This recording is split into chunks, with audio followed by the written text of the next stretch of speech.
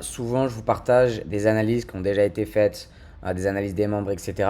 Là, du coup, je vais démarrer ma session. Donc, vous allez voir un petit peu comment j'analyse. Je n'ai absolument pas analysé le marché. Je ne sais pas du tout ce qu'il y a. Donc, on va vraiment voir ensemble ce qu'on peut trouver dessus. D'accord? Donc, comme d'habitude, je trade le DAX le matin dans ma kill zone de 8h50 à peu près jusqu'à 10h maximum. Donc, ici, comme d'habitude, je mets mon PDH. Ici, je vais mettre mon PDL. Parfait. Hop, donc comme ça au moins j'ai mes deux zones. Là, ce que je peux remarquer déjà, c'est qu'on commence à avoir pas mal de liquidités en dessous. D'accord? Vous voyez, on a cette liquidité, cette liquidité, cette liquidité, cette liquidité, et forcément celle-là. Donc, on est dans une zone de range, il faut faire très attention. D'accord? Là, le marché est très compliqué. Parce que pareil, on a une zone de liquidité ici, ici et ici. Donc maintenant, il ne reste plus qu'à savoir ce que va faire le marché en premier. Selon moi, si le marché doit récupérer ses liquidités, il devra d'abord monter, récupérer cela et après rechuter. D'accord? Mais ça ne veut rien dire. Là, vraiment, en daily, ça ne veut rien dire. Le marché peut directement chuter. Donc, il faut vraiment voir un petit peu au fur et à mesure. Donc, ensuite, on va sur du 1 heure. Je repère un petit peu ce que j'ai sur du 1 heure. Sur du 1 heure, je suis très clairement sur une tendance qui est haussière. Même ici, si on a un fort mouvement baissier, on ne vient pas casser, par exemple, ce précédent plus bas. Donc, pour le moment, toujours sur une tendance haussière. Le PDL, on n'est pas venu le casser. OK?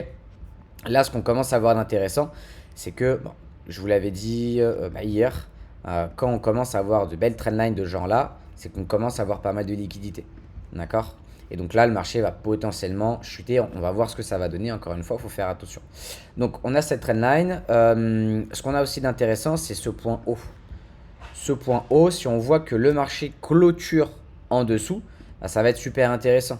Parce que ça veut dire que le marché, finalement, ici, sera juste venu récupérer cette liquidité pour chuter et venir récupérer des liquidités plus bas. Donc voilà un petit peu ma vision des choses pour le moment. On va aller sur du 15 minutes. Ok, donc sur du 15 minutes, bah pareil, hein, on peut voir ici. Là, ce que je pourrais repérer en 15 minutes, c'est qu'on récupère cette liquidité et on remonte. Donc là, on pourrait avoir comme un MSS, ok, mais il faut attendre. Donc là, concrètement, à l'heure actuelle, au moment où je vous parle, j'ai pas beaucoup plus d'indications que ça. Donc vous voyez, même moi, il y a des moments où bah, je sais pas. Et quand je sais pas, en fait, je délimite mes zones. Je me dis, c'est simple. Si on vient par exemple récupérer cette liquidité et qu'on chute violemment, je pense que je m'attendrai plus à des ventes. D'accord? Parce que le marché, à mon avis, ce qu'il va faire, c'est comme je vous ai dit, récupérer cette liquidité, venir chuter pour récupérer le PDL et tout ça, et commencer sa chute pour récupérer justement toutes les grosses liquidités dont je vous ai parlé. Encore une fois.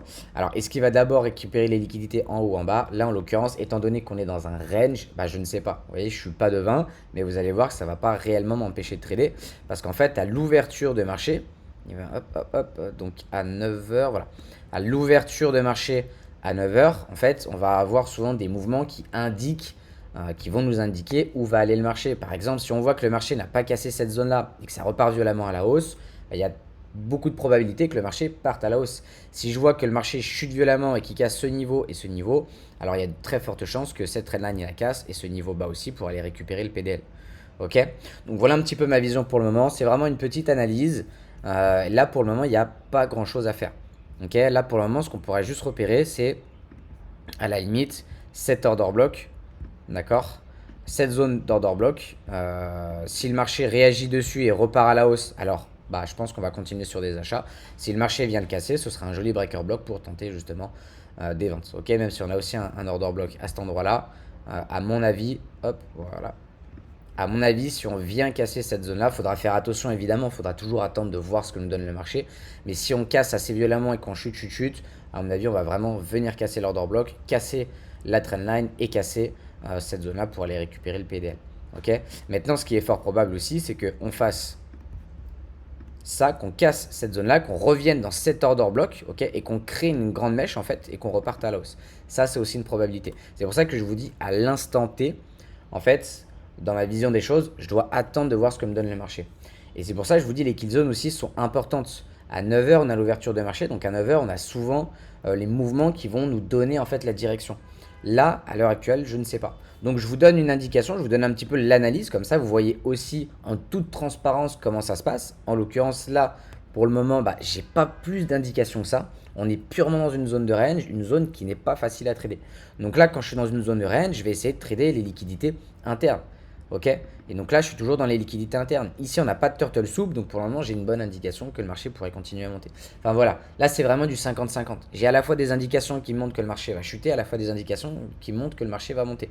Donc dans ce cas-là, bah, je patiente. Et c'est la meilleure chose à faire. Et je vous fais aussi cette vidéo. Alors là, c'est un pur hasard, hein, mais c'est bien que ça soit le cas.